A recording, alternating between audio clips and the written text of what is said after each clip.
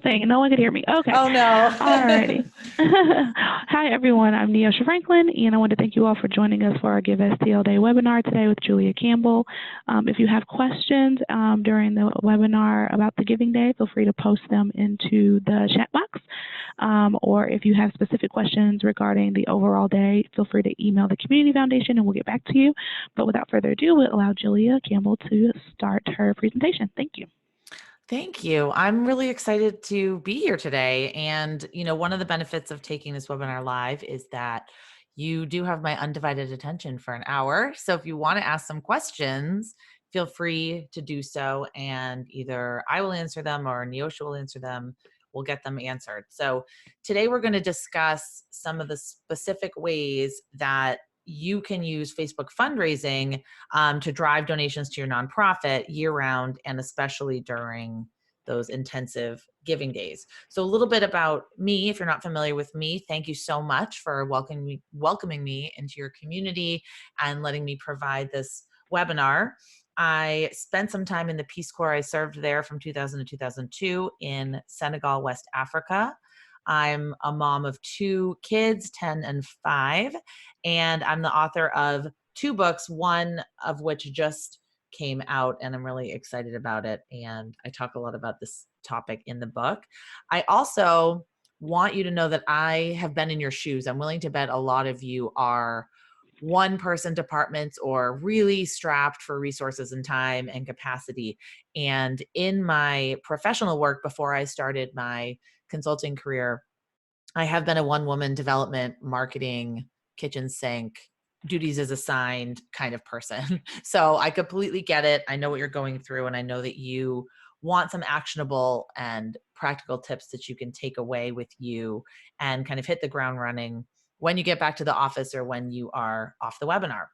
So some of the main things we're going to cover today, we're going to identify why people are so obsessed with Facebook fundraising, sort of what is it good for, and then the cons, some of the cons that I'm sure you've heard about or you've actually experienced in your usage of the tools, how to build a community on Facebook that will be excited to support you, because we all know the work of building up to the giving day doesn't just start at 12 a.m. on that giving day. You do have to work to build a little bit of a community up and get them excited and get people to care about and be invested in your work before you can ask them to participate in a fundraising campaign.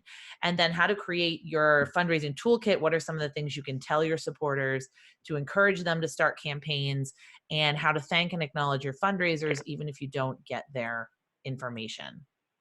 So a little bit on statistics, because statistics, they've just been updated January 2020. All of these statistics are right from Facebook themselves. And what they had told me, 45 million people raised more than $3 billion for the causes they care about on Facebook. They're now available in more than 20 countries. And there are over 1 million nonprofits that use these tools. And on Giving Tuesday last year, more than $120 million was raised. And that was from over 1 million people starting or donating to a Facebook fundraiser just in that one day, and 97,000 organizations benefiting. Huge, huge, huge growth in Giving Tuesday specifically, but I have seen this in other giving days as well, local, regional giving days. And of course, we know 100% of the money goes directly to the organizations. This is a question that I get a lot. They do not take fees for any of this money raised. They do take fees if you're raising money for an individual cause, if it's not linked to a 501c3. But for our purposes, they're not going to take any fees. And I know what you might be saying. Well, Julia, that's all well and good for the large organizations and the huge humane societies and the Red Cross. But what Facebook found is that the pages that have 1,000 to 10,000 fans actually did better raising money through Facebook fundraising tools than the larger organization. So I thought that was a very interesting statistic. So I don't want you to think that even if you're not a gigantic organization with a huge following of hundreds of thousands of people, I don't want you to think you can't make an impact and raise money using these tools. Another question that I get all the time is, okay, Julia, so everybody's leaving Facebook. Facebook's completely irrelevant now. Well, people might be spending slightly less time. I'm talking like 1 minute less a day on average on Facebook, but they're definitely not leaving in droves. So other than YouTube, I mean, Facebook is really still king. I don't actually consider YouTube to be a traditional social network. YouTube is more of a search engine. It's the #2 search engine in the world, owned by the #1 search engine in the world, Google. So people don't go to YouTube to connect with friends and family. They just don't do that. They go to watch how-to videos and cat videos. So I don't really consider it traditional social media, but you can see Facebook is like leaps and bounds in terms of adult usage in the United States. And roughly 3/4 of people visit the site on a daily basis. So we don't see these trends going away. And in fact, we see more people interacting with Facebook charitable giving tools than ever before. And once again, data through Facebook, 51% of online donors surveyed in a particular survey that they did say Facebook is the platform that most inspires them to give. 28% of donors gave through Facebook fundraising tools. 87% of them say they'll give again via Facebook. So that's pretty huge. They had such a good experience that they definitely want to give again. The best way to stay up to date with all of these different tools is to really bookmark and follow these various sites, because these are the sites that are going to really going to get you the most updated information possible. So the way that I see it is that if you bookmark these, you're constantly following them, you're looking for new resources. The problem is that things could have changed even since we were on this webinar, because things are changing so rapidly. So bookmark them, check them. If you're not registered, it's very simple, donations.fb.com or socialgood.fb.com. A key element that you need to understand is only one page per IRS EIN number if you don't have that, if you're not registered. And then a pro tip is to remember to update your GuideStar profile. It's now called Candid or Candid because they acquired GuideStar, but Facebook pulls from GuideStar in their verification and vetting process. So it's important to update your GuideStar profile before you start this process that will make it a little bit easier. There are 6 main ways to raise money on Facebook right now with their charitable giving tools. So we'll go through all of these: the donate button on pages and posts and ads, live streams. We'll talk a lot about that. You can set up a Facebook fundraiser as your page, or what's most effective is to have Facebook fundraisers set up by your supporters. That's where the money is. That's where the gold is. That's where all of that money that they talk about, the billions of dollars, that's where it was raised. Birthday fundraisers and fundraisers set up by individuals. So as you can see, if you haven't seen a birthday fundraiser, I'm sure that you have, but some people haven't seen them. The power really lies in social proof and the social graph. So for instance, Melissa, my friend Melissa, these are real people, real fundraisers. Melissa started a birthday fundraiser. I can see at the top here, my friend Cassie donated. So I said, oh man, I don't want to be the only one that didn't donate. So the social proof, the peer pressure, and the peer-to-peer ask. I really like Melissa, and I know that this cause is important to her. So it's that personal story and that personal connection that's actually really even more powerful than me simply just feeling bad that my friends donated. It's the personal story. And then it encourages you to share on your timeline. The other power of this platform that some of you might not know if you haven't started a fundraiser or you haven't donated is that you're constantly getting reminders and notifications about your friends starting fundraisers. You can start a fundraiser. If you have posted on Facebook, I'm willing to bet that they've said to you or suggested donate button. You know, can you add the donate button? Do you want to add the donate button? I post a lot about nonprofits, so they're constantly wanting me to add that donate button. Create a fundraiser, donate to your friend's cause. Now, what's so powerful is that when a friend of mine runs a fundraiser and I haven't donated yet, Facebook will remind me about it and say, hey, Robin's fundraiser is wrapping up in 24 hours. Do you want to make your contribution? I don't think that we have that capacity on a personal level to target our donors like that. The other hugely impactful and powerful piece of Facebook fundraising is that I I've tested this. I've gone to people's fundraisers. I've clicked donate. I've filled out half the form, but then I've clicked away. Facebook remembers and they ask me, do you want to finish donating? Now, I don't know how many people go to your website and don't finish donating. I don't know if they get a reminder like that. It's pretty powerful stuff, hard to ignore. Okay, the main elements of Facebook charitable giving tools, donate button that you can put on your cover photo. Facebook, if they haven't already completely taken it away, they are removing the ability to have the donate button go to an outside website. They want you to be all in on their tools. Page posts, so when you post something on your page, you can actually add a donate button to it. Facebook ads, you can create Facebook ads for people to start fundraisers for you, or you can create ads to have people donate directly to your campaign. We'll talk a little bit about Facebook ads. I really think that they are best. They're really a great opportunity, especially leading up to a giving day, to get more people to start fundraisers for you. Individual profile posts, and then of course, Facebook live streams, which we'll talk a lot about. This is how it looks from an individual's perspective. If I want to set up a fundraiser for you, it's very easy. If you're registered, add donate button, and then I can see the donations come in and I can thank people in real time, and we'll talk about that. So this is how it looks on a phone. Very easy to use, very prominent. This is how it looks on the back end, and this is always changing as well. You press the donate button and you can choose your amount or type in another amount, donate, and there you go, donate $50. And then you can share it or not share it. Another feature is recurring donations, which I think is really exciting. So now someone has the ability to become a monthly donor, daily. If you're going to have a challenge that runs more than one day or runs a week, they can donate $5 for 5 days. Annual donor, one time. I think those are really interesting features. What tends to work best in terms of Facebook fundraising is a very specific ask. And this is where we tend to get tripped up. You don't have to have this kind of ask necessarily in your direct mail appeal or at your gala or any of the traditional fundraising methods that we're so used to using.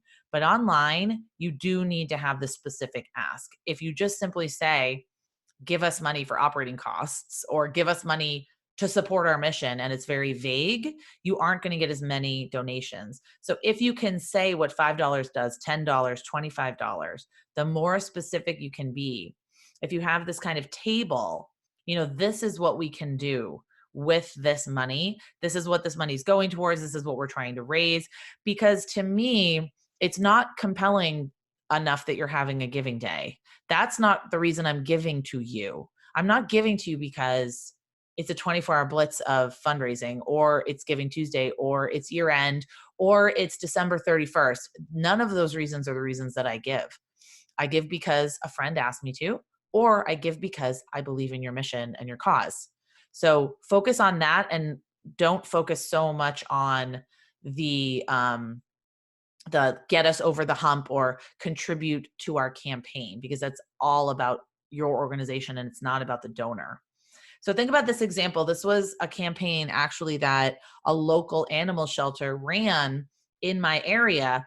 Rather than asking for $500, and this worked for people. I actually didn't do this. I did $5 per day, I think, for like 10 days. But you could choose the amount of days. But saying $5 per day for 100 days is a lot different than asking someone for $500. And talking about what it specifically goes to and what the campaign is about, that really, really helps. Facebook fundraisers, this is where the money is made. So you're not going to make a ton of money just from your donate button on your page or a plain old donate button on a post.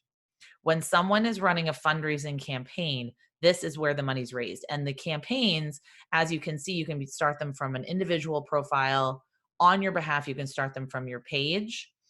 People can come together. So your board can come together and band together to be co-organizers of a fundraiser.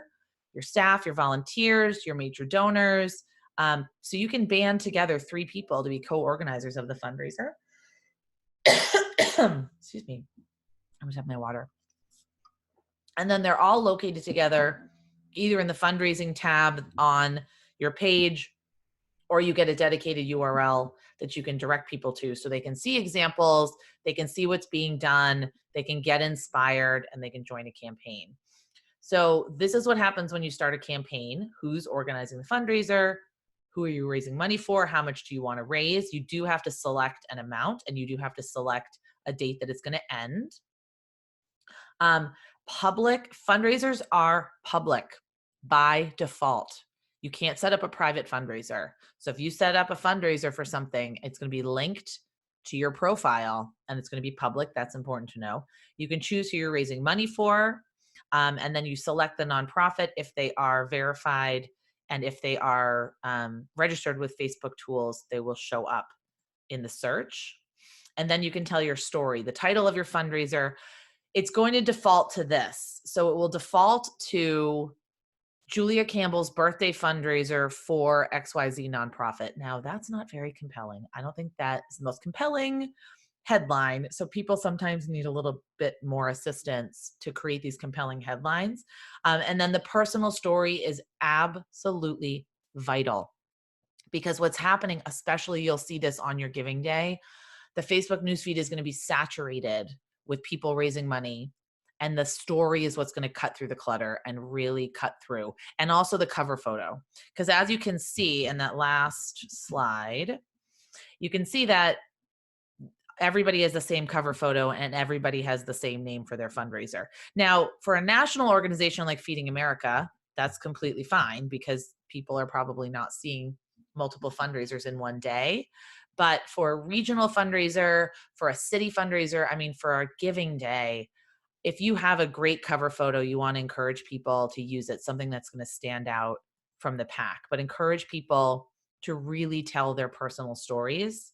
And then matching funds are hugely impactful. You know this, giving days, because the key with a giving day is there has to be some urgency. There has to be some relevancy, because I know I can call you up, I can go online, I can make a gift at any moment and you'll take my money. So think about it like the urgency and the timeliness. Why now? And why this? And why do I want to pay attention?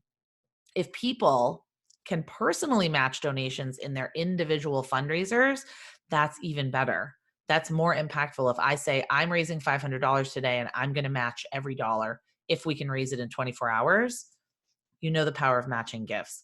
And then we also, because it is owned by Facebook, the Instagram donate button is now available to us to use. We can put the donate button on our Instagram profiles. This is all run through Facebook charitable giving tools. So you do have to be registered with them to set up the donate button on your Instagram account. And then Instagram donate stickers. Just a really great, friendly, fun, low touch way for people to support your campaign and raise money for you during a giving day.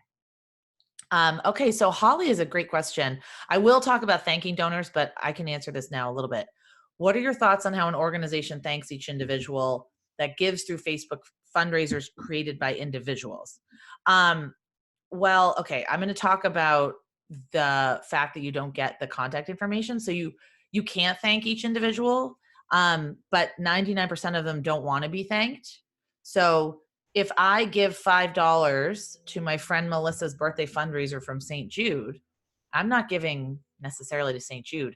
I'm giving because Melissa asked me to, and I may or may not want to hear from the charity, and that's fine. And we have to all realize that. So we have to focus on thanking and cultivating the people that are raising money for us. And I'm going to talk a lot about this later. Certainly, if someone elects to give you their email or give you their contact information, definitely thank them. But the majority of people are not going to do that because it's just the nature of the beast. It's social media fundraising. People are not giving necessarily to you. They're giving to their friend. They're giving to their family member.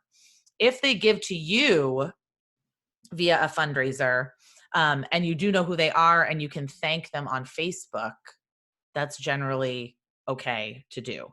So, there's several different ways that you can do it. I'll actually talk about some posts and some ways that you can tag people and thank them for running fundraisers for you for participating. So the pros, we talked about this just to review: popularity, fees, beating the algorithm. Facebook loves their tools. So if you post a link to your donation page on your website, it's going to get like 1/10 of the reach that you would get if you ran a Facebook fundraiser. That's just the way. They're pushing the tools, ease of the use for the fundraiser and the donor. Super easy. So what are the concerns with Facebook giving tools? And they're definitely genuine. Not knowing when someone starts a fundraiser, you've got to be very proactive in looking at the fundraisers. Security, brand protection. There's constantly, Facebook's constantly in the headlines for data and privacy breaches, and we know all of that. The reporting can be confusing. And if you aren't officially registered, it can take a really long time because you're going to get the funds through Network for Good. They're not automatically going to come through your bank account. So that's why it's always best to register and no contact information on your social donors. So it really represents a new era for fundraising. And I think we have to understand that younger generations and social donors, they are in complete control of where they give, and how they get emails, how they get how they get contacted by the charity. And a lot of them shockingly do not want to be contacted by the charity. The fundraisers are a different story. We'll talk about them as a separate species of people. So Mark Phillips famously said, "They're not your donors, you're one of their charities." I love that. We have to remember that. It's not about us. Two scenarios I wanted to give to you because I know there's a lot of skepticism. My daughter had a birthday fundraiser and we decided to do a Facebook fundraiser for it. She had a lemonade stand and it actually got rained out, but we did a Facebook Live and we raised money within the Facebook Live, and people all over the US, all over the world could participate. Everyone that I know, was a lot of people that I know. Obviously, she's only 10. She doesn't have any Facebook friends. She doesn't have a Facebook account. But we showed the photo, delivering the donations. We could really interact with these people. And we exposed a whole new group of people to Cape Ann Animal Aid, people that had never heard of Cape Ann Animal Aid before. So if you're looking to raise awareness, if you're looking for new donors, if you're looking for, a new way to get exposure and visibility for your cause, it's kind of the perfect way. Because if we had just directed people to their website, we would never have known who gave, so we couldn't thank them. We would not have known how close we were to the goal. And then the nonprofit wouldn't know that it was Isabel that was the fundraiser, right? They wouldn't know. They would just think, oh, a bunch of online donations came in. So to me, Facebook fundraising is a benefit to the nonprofit, and it's a benefit to the fundraiser, and it's a benefit to the donors because they do feel that personal connection. All right, so how can you effectively lay the foundation for a successful campaign? Make sure your about section is fully complete. Make sure that you click on, there's in your settings similar page suggestions so people can find you very easily. We want people to be able to find us. And then the cover photo is so important because this is what all of your fundraisers are going to pull from. And the 3 major steps for success are to have a proactive strategy to ask your donors or your supporters or your volunteers, your board members to create fundraisers on behalf of your organization. So you have to be proactive. You can't just simply send out a tweet or send out one email. You do have to be a little bit proactive, a lot proactive, to get people to create fundraisers for you, especially on this giving day. I would start promoting it now. I would start talking about it now. I would walk people through how to do it. I'll show you how to create that toolkit. Give them the tools to succeed, because if they succeed, then they're much happier and they're much more likely to feel that shared identity with your organization. So, you do have to create a compelling case. And Denise, this gets to what you're saying. I've run campaigns on my newsletters for people to do fundraisers for us and have gotten nowhere. There has to be a compelling reason. So are you talking about the reason? Are you just talking about the money that you want raised? Are you sharing stories? Are you telling them these are the benefits? This is what we're trying to do. I think it really, oh yeah, I don't know about the money and the prizes and your final check from the foundation. I'm going to let Neosha handle that. But I think that, we can't expect people to do things like this for us. And also, if we send out 1,000 emails, like 1% of people might actually do it. I mean, it's a pretty big ask. We're asking them to ask their friends and family for money, which is huge and very uncomfortable for a lot of people. So, I mean, if you have, I would really say like a conversion rate of 1% is really high, because think about what you're asking them to do. But there does have to be that compelling reason. It's just like any kind of fundraising. There has to be that, like, have you shown them throughout the year that you're making an impact, that you're having an accomplishment, you are accomplishing your goals, you're achieving your mission, you're creating impact in the world. So the key for successful fundraising campaigns is always what you do when you're not asking. How do you communicate with your donors and supporters when you're not asking them to do something? Do you tell them stories and share impact and share statistics and tell them that they made a meaningful difference with their donation? Or do we just treat people like ATM machines, and do we only contact them when we're asking for money? So spending a lot more time cultivating your audience before the giving day and having a strategy to really cultivate them and kind of prime the pump, that will work a lot better when you finally do ask them. But the other thing is, like Denise is doing, when she's doing all the right things, create an awareness campaign, because if people don't know about this, they're not going to do it. So what drives me a little batty is when a nonprofit comes to me and they say, I put a donate button on my website and no one has donated. And I said, well, yeah, did you tell anyone? No, we didn't tell anybody. We didn't put it in our direct mail. We didn't tell anybody at events. You have to tell people this is an option. Get people excited about it. Get people excited, enthralled, show them examples of what you want them to do. Post on Facebook. I know that Martlet's Hospice is actually very proactive in that they collect birthdays when people sign up for their email list. People don't have to give them their birthday, but sometimes they do. And then they will email them a month before their birthday saying happy birthday and asking them to start a fundraiser. You can put this in your new welcome email to new email subscribers, to new donors. Did you know there's a really fun, awesome way for you to create even more impact for us? And I would frame it not in terms of raise a bunch of money for us. I would say donate your birthday to help support those affected by breast cancer. Don't say raise money for us. People get very nervous about that. And we know that as fundraisers, it's really hard to do. And a lot of people are uncomfortable talking about money. So think about ways you can create posts, and then you can actually sponsor ads and promote these posts to get even more traction. And I was just on a phone call, literally like right before I started this webinar.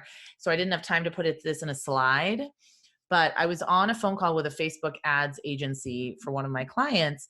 And we are kind of frustrated because we've been running a bunch of ads to try to get people to do Facebook fundraisers for us. And for every dollar we spend, we only make $1.20. So I wasn't sure what the benchmark was and I couldn't find data anywhere. So the Facebook ad agency said, you should actually only be spending 25 cents to acquire a fundraiser on Facebook. So there's a good little benchmark for you if you've been spending money on ads and not acquiring donors. But clearly you want to make sure you're making some money on those ads. Have something on your website that people can pull from, get them excited. Wesleyan University does this with their birthdays. They send a video with a happy birthday message and say in the bottom of the email, would you consider donating your birthday to support the activities and the students and scholarships at your alma mater? The key is just to be intentional and be proactive. So the only way that you're going to kind of double down and really level up what you're doing on Facebook is to incorporate it into your year fundraising strategy. Make it something available year round so that people see it and they know how to use it and they understand it, so that when you want to ask them to do it on the giving day, they've seen it before. It's not something completely foreign to them. It's not something completely new to them. Add it to your welcome email series for new subscribers. This is a great option for you to get more involved, to get new eyeballs on our cause, and talk about it during events. thank people publicly. Step 2 is to give people the tools to succeed, because obviously if they succeed, you make more money, but you also create probably a donor for life. We're playing the long game here because fundraising is all about relationships. It's all about how you make your donors feel. And if I'm running a fundraiser for you and I exceed my goal, I am psyched. I'm excited. I'm probably willing to do it next year. I want to talk about it. I'm thrilled because I've made a difference in a cause that I care about. And I've actually, I don't have more stuff in my house because I donated my birthday, and who needs more $25 painted wine glasses? Nobody. So I feel good. You feel good. Everybody feels good. The donors feel good. It's really a win-win-win when done right. So look at these headlines. Let's feed our neighbors this Thanksgiving. Help provide supplies for 5 shelter dogs, or even something funny. I mustache you for a donation. That's what stands out. People don't know. They think that they can just have that regular old Julia Campbell's birthday. So having a tip sheet, having a user guide that is just lives on your website, like the AAUW, they have how to create a Facebook fundraiser, a resource, talks about the benefits. It's fun, it's easy, exciting, it's secure, and then they walk them through how to do it. This is an example from PictoChart, which is a piece of a software, a platform that you can make infographics, but it's just showing people how to do this. We can't assume that people know that, you can't just post about it once. You got to kind of tell people, and here are some exciting things that other people have done. Share your progress, inform your donors, celebrate and thank your donors again when you reach your goal. Talk about your journey. Tell at least one person a day about this. Ask multiple times. Starting is easy. The key is sharing, getting donations, just a few clicks, constantly reiterating this to people, just getting them in the mindset that this is a viable option. I love this. Very simple. This is created with Canva. If you don't know about Canva, I'm going to put a link to Canva in the chat box. It's a graphic design tool that's completely free. You do have to purchase some stock photography if you want to use their photos, but you can use your own photos. Create little things like this. It's just a visual element that you can put on social media, put in your emails. This is, I love this. Donate your Facebook feed to help stop child abuse. So, you can join the event, create a fundraiser, use our frames, tell your friends why. The key is just letting people know the different ways that they can support you. In terms of the Instagram donation sticker inside Instagram stories, I love what the Malala Fund did. So if you just go to the Malala Fund on Instagram and you look at the little circles, which are their highlights, they have a highlight called fundraising, and it walks you through how to add the sticker. I love anything that you could do to tell your donors exactly what you want them to do, walk them through step by step, screen by screen. That's going to get you a lot more traction because you're actually showing them, how to do it.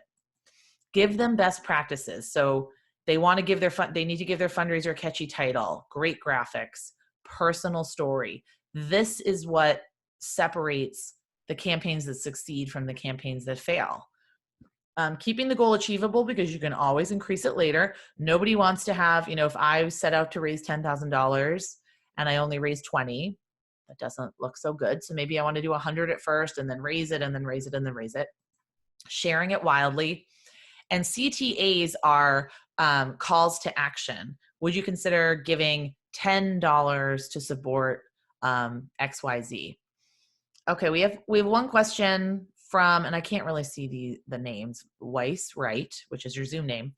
I have a personal Facebook site and I've done fundraisers for my nonprofit through that, but should my nonprofit have its own Facebook page? Yes, absolutely. You should have, if you want to have the donate button on Facebook and run fundraisers through Facebook, you do need to have a Facebook page for your nonprofit and you need to register it. So that's the part where you just go to donations.fb.com and it'll walk you through how to do that. Another key to a great fundraising campaign, we need to tell people, maintain excitement. We can do this throughout the day on our sites, but we can also encourage our fundraisers to do this. thank people as donations come in, encourage sharing, like and comment on donations as they come in. Individuals can do this. It's so powerful when you have a fundraising campaign and you're thanking people along the way. Letting people know, how much more money do we have to raise to unlock this matching gift? Where's the urgency? Where's the timeliness? Where's the relevance? Why now? Why do I care? Telling a story, having a great visual, all of that really works. And then the more that people can be specific, donate $5 to support Abby's 5 years of fighting. That really works on social media in terms of asks. Be specific. So this isn't a Facebook Live post, but I do love this example. And I think that the caption is pretty much perfect. It's like the perfect social media ask, because it grabs your attention with a visual. It piques your curiosity with this great story. And then the call to action is so specific. And what I also love, which is kind of like a little pro tip here, ask people to click the donate button. So if I'm looking at this on a phone, I might only see the caption and the picture. I might not actually see the donate button. And I might not know that this is an option. You can't ever assume that people know things. So it's easy to make a gift today by clicking the donate button below. So as much as you can, I mean, this is a great framework for how to structure a social media ask. Using Facebook Live, you can put a donate button on your Facebook Live, but you still have to write that great headline. You still have to prepare. You still have to ask people to share. You still have to do all of those things. But there are so many ways to use Facebook Live to drive involvement, because people love being part of the action, especially on a giving day, which is so completely in the moment and every minute counts. Going live for a portion of the day with that donate button, encouraging people that are running fundraising campaigns for you to go live for even 10 minutes, 15 minutes. That way you can address people like, hey, I see Chelsea donated. Thank you so much. Hey, Lori, thank you. Oh, Colby. It brings people in. It creates that human connection. That's the benefit of live stream fundraising, is that people really can join in the conversation in real time, and they are part of the show. They're part of the story. So going live should definitely be a piece of the puzzle for your giving day for any kind of fundraising campaign that you're doing. You do not need a professional cinematographer. As long as you have a good story, as long as you have a great environment that you're filming in, if you're showing something compelling, talking about something compelling, just make sure the sound is good and make sure the lighting is good. It doesn't have to be professional. It can be done with your phone. It can be done with a GoPro. I know that the strategy, especially for a giving day when there's so much chaos and clutter and noise, doing a few Facebook Lives generally is the best strategy. So maybe doing a Facebook Live announcing the campaign, and then doing a Facebook Live in the middle of the day, doing another fundraiser, and you can connect them all to the same campaign. So you're not creating 50 separate fundraising campaigns, and then one at the end of the day, because throughout the day, the Facebook algorithm will give those videos juice and they'll give them traction, because of course Facebook loves Facebook Live and Facebook loves Facebook fundraisers. So yeah, I think that's the best way to do it, is to do several throughout the day, especially if it's a 24-hour giving day. Take viewers behind the scenes, give them an exclusive look at something, lift the veil, introduce your staff, make sure you're demonstrating your impact and not just focusing on dollars raised. Like, what are these dollars raised going to do? And why is this important? And why is this a problem that needs to be solved in our community? And why is, not necessarily why is our solution the best solution, but why is this problem so urgent and necessary, and it needs to be solved right now? And remember that genuine passion is genuinely contagious. So if you're not passionate and excited, then you can't expect anybody else to be. You might want to, for your first Facebook Live, give advance notice and make it seem like a press conference. We're announcing our matching gift. We're announcing what we're going to be doing on our giving day. And then you can announce some kind of fun challenges. Like if we hit $5,000, I will, what did I see on a giving day on Facebook? No, it was on Twitch. It was like a live stream on Twitch. The person said they would hit themselves in the face with a fish. I have no idea why that's funny. I don't understand their fans or them, but they reached $5,000 and that's what they did. So think about fun challenges that you can hold throughout the day, and go live on Facebook and say, hey, we reached $10,000. So we're all going to do 100 burpees or whatever, whatever it might be. Think about something that would make sense for you and your organization, because people do love that. And if you didn't know what it looked like, this is what it looks like on desktop. The donate button, you can see how many people have donated. You can continue to take donations after the live video is done streaming, and that's pretty cool too.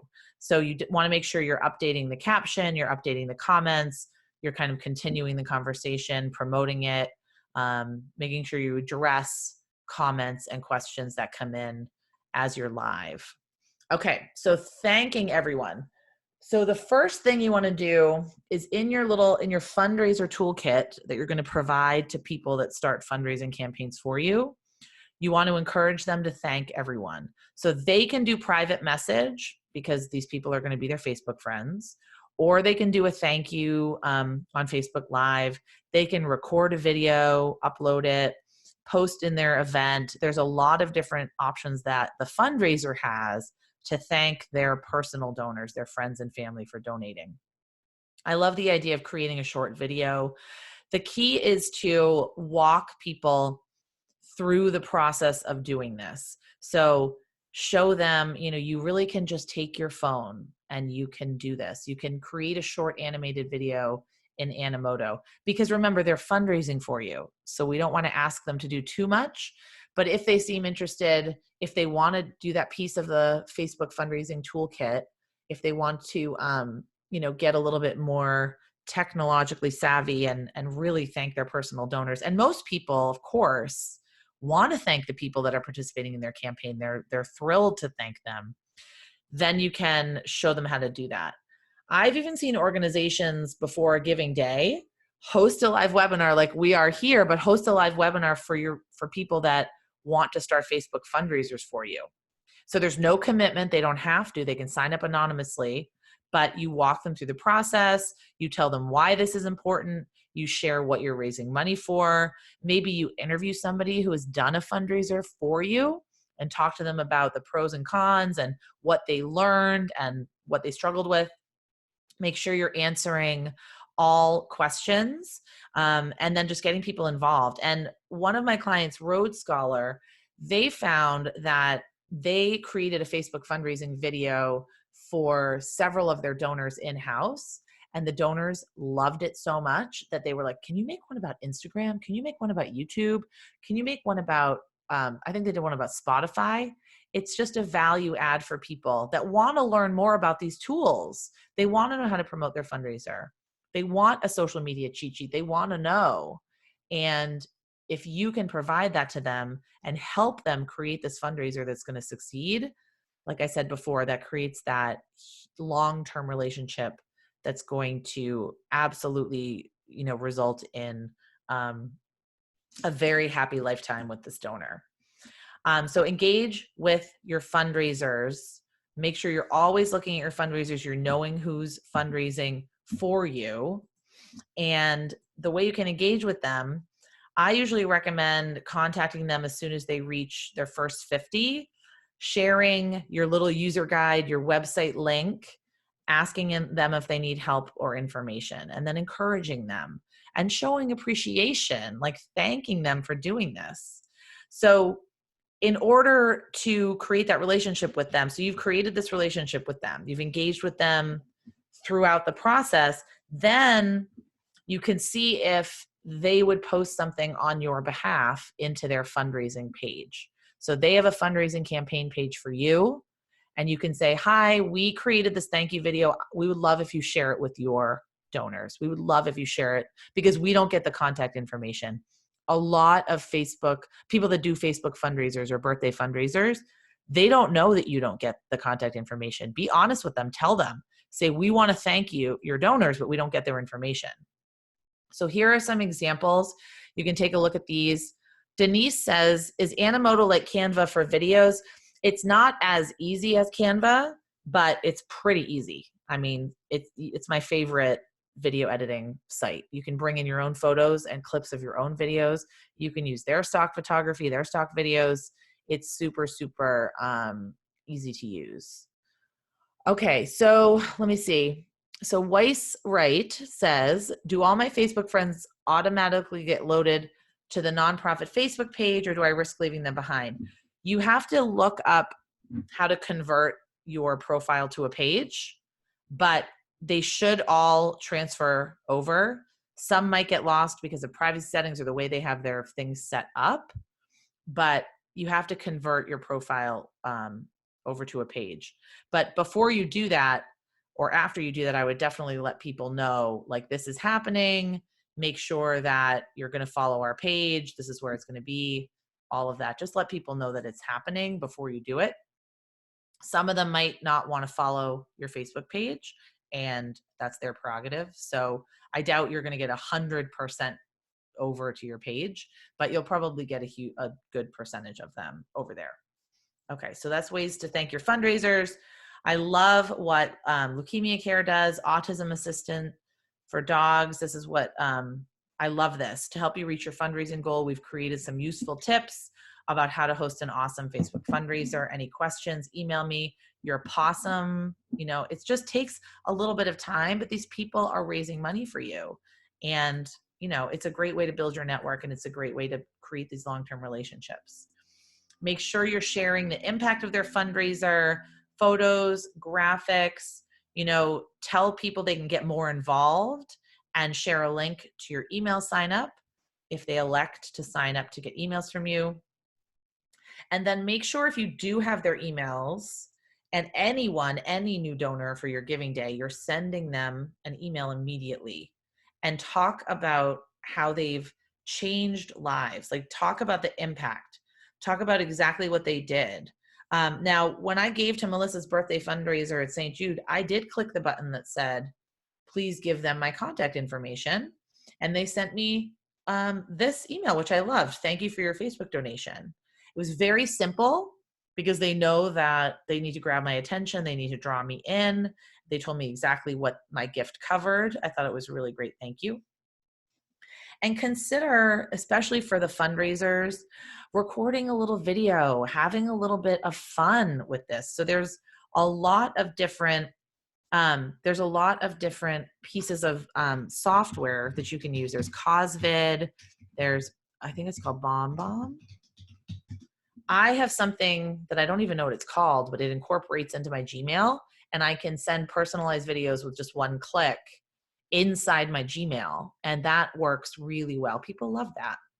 They love the little, if you go above and beyond, the little thank you touch. Okay, so I want to make sure that I am leaving time for questions. Here are some social media tools that you can use. These are some of my favorite tools that I use all day, every day. Facebook for Creators is a great resource it's a creator studio, which is where you can schedule posts within Facebook. You can actually schedule posts to Instagram. You can schedule Facebook Lives. So people can actually click on a link and RSVP to your Facebook Live, which is great for those of you that might want to be going live on your giving day. Canva, of course, amazing, wonderful for graphic design. Adobe Spark is another graphic design website that I like, and Animoto, and I like Typedo. That's probably the closest to Canva for video that I've seen. But the problem is you have to purchase the pro version to get their logo off of it, and it's kind of a little clunky and a little buggy. It's not my favorite. Animoto I like very much, and you can get all of these on your phone in an app if you prefer to use it on your phone. All right, so we have 10 minutes for questions. You can ask me anything you want about social media, about giving days. I'm so excited for Give STL Day. It's going to be awesome. I think you guys are going to all do really well. And actually, I'm going to follow that hashtag, and I'm going to follow it on Facebook that day to see how all of you do, because it's pretty exciting. Okay, so I'm just going to wait for some questions. Oh, Asia says, how do the matching funds work? Well, it depends. On Facebook, you would have to secure the matching gift. So you would have to go to a business or a donor and say, match up to $25,000, or this is a great way to double your impact on this giving day, because it creates that urgency and timeliness for our donors, and we're going to raise twice as much if we have a matching gift. So I would go to a donor or a corporate sponsor to try to get them to give you a matching gift, and then you can advertise it on Facebook. But with personal matching gifts, if I start a Facebook fundraiser for you for my birthday, and I say, I'm going to raise, I want to raise $500 personally. I'm going to ask my friends and family, and then I want to match the matching funds. I have to pay the matching funds. So yeah, it's different depending on if it's a page or, no matter what, you're on the hook for the matching funds, but it depends if it's a person, it depends if it's the page. But matching funds on something like Giving Day always work best, because otherwise, why wouldn't I just give to you on any other day? Holly says, are you able to collect data from who actually gave toward your organization through all individual fundraisers on Facebook? No. So Facebook does have the option when you make a donation, and I wish I could, actually, maybe I can show you. Bear with me here. Who am I going to do today? Rosie's Place. So I just want to walk you through what it looks like, because I can click a button that says, share who can see that you donated, only Rosie's Place, use another payment method. Yeah, I will give them $20. And then I have to enter my PIN, and I actually don't remember it. So we'll see if that actually works. But Rosie's Place can see my donation. The problem is that my Facebook is Julia Gulia. But look at this. I can allow Rosie's Place to email me and share updates about their organization. So there is the option here for people and for donors. The problem is that nobody uses it, because they are really inundated all the time with horrible communications from charities. I think it's our job to do better communication so that people will want to hear from us. But if people don't want to hear from us, we have to completely respect that. So allow Rosie's Place to email me. They're one of my favorite organizations, so I do not mind. And then you can share and put it on your timeline, and do all of that. So that's the way that you would get the contact information. If they don't click that, there's no other way to get that contact information from them. Okay, now I lost the chat box. Okay, there it is. Okay, so Holly says, thank you. Okay. Yeah, so that can be a challenge, I think, for traditional fundraisers, because we were brought up to always think that we have to be cultivating, and we have to be emailing, and we have to be mailing people things, and we have to be calling people. And it's just a new way of fundraising. So the way I see it is that all of us are desperate to have more eyeballs on our cause. We're desperate to have more increased visibility and exposure, and we're desperate to get new donors. But the thing is, we have to understand we are not going to keep all of these donors, and we're just not going to be able to keep them all. But some of them might come back. I heard of an organization that I'm actually a supporter of now from a friend's Facebook fundraiser. It's a foster care agency where I live. I'd never heard of them before. And she did a fundraiser for them. And I looked them up and I said, oh, wow, this place is really awesome. And I got more involved with them. So if I had not seen her fundraiser, granted, I had to sign up for their email list on my own. But if I had not seen her fundraiser, I would probably not have known about them on my own. So the way I see it is that it's just a great opportunity, especially on the Giving Day, to create this kind of buzz and this critical mass of people that are all raising money for you. And then other people can't help but pay attention. They can't help but sit up and say, oh, like, what is Rosie's Place? What is Cape Ann Animal Aid? What is this place? because what I think happens, especially locally, we don't hear about local organizations. We just don't hear about them. And this is a great way to just get more exposure. So Jalissa says, is there a way to link the campaign goal meter to Facebook so that donors can see on Facebook and push the button to donate? I don't know. The campaign goal meter. Are you talking about an outside website, like you're using Fundraise or Donor Perfect, or you're using Blackbaud or something like that? I would check with your outside fundraising vendor, because I know Fundraise and Blackbaud both have Facebook integrations. I don't know about that one. I'd have to double check with the developers on the Give STL Day platform to see. As I know from right now, it does not, but I will definitely ask. Right, because it's all going to different organizations. Right. Yeah, so I think that would be challenging. But what do you use to run the Give STL campaign? We use a product, a company called Civicor. It's like, yeah. And so we have their website, and then, they have a fundraising tool that we call Campaigns. It's similar to the Facebook fundraising. They might have an integration. Yeah, I can double check to see if they do. Okay. Denise says, and I just saw this now, how do I get the donate button on my profile on Instagram? I'm approved on Facebook and I can get the donate sticker on Instagram. So what step am I missing? You have to add it. You have to go into your settings. So you have to have a Instagram business profile. So make sure in your settings, you're logged in as your nonprofit. Go into settings, make sure it's a business profile. Make sure it's connected to your Facebook business page, your nonprofit Facebook business page. And then in the settings, after all of that's done, you should be able to add it. It will say in settings, add the donate button. So you have to just jump through a couple of hoops there. I wish I could hook up my phone I can actually, but I don't know. The software is not working, but it just takes a couple of clicks in your settings. So the donation sticker is available to individuals and pages, but the donate button on Instagram right now is only available to the approved nonprofits. So I couldn't put a donate button on my Instagram profile for you. I would have to just use the Instagram donation sticker, if that makes sense. Okay.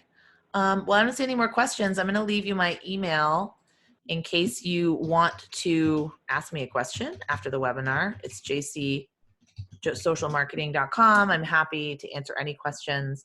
I know you're going to get the recording and the slides so you can take a closer look and share it with some others. So I thank you so much for having me today.